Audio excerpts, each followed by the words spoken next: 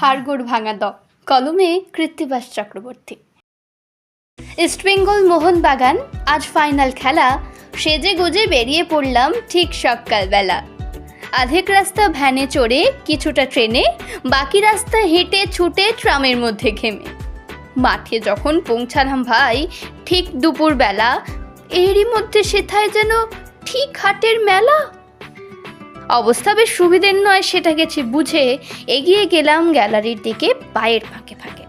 একটা জায়গা বাগিয়ে নিয়ে জেকে ঝুঁকে বসে ভাবছি এবার চকমুড়িটা খাবো জোরসে কষে।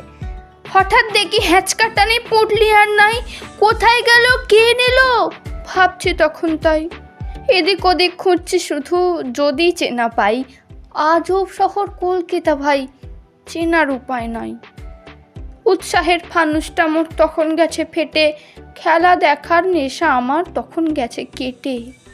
নিরুপায় বসে আছি, ওঠার উপায় নাই, উঠতে গেলেই তাক করা ঢিল আসছে পাই পাই। হঠাৎ দেখি একটা বল ইস্টবেঙ্গলের জালে, চেঁচিয়ে উঠে দিচ্ছি তালে সাবাস সাবাস বলে। সবাই দেখি আমায় নিয়ে দোল দোলাদোল বলে, গ্যালারি থেকে মাঠের মাঝে দিল আমায় ফেলে। উঠতে যাচ্ছি, উঠবো কি ভাই, পায়ের খিলিন গেছে খুলে, হাতের খলপাও খুলে গেছে কাঁধের থেকে ঝুলে। আমার অবস্থা দেখে সবাই একেবারে থ, বলছে সবাই এ বেটা তো হাড়গোড় ভাঙা তো।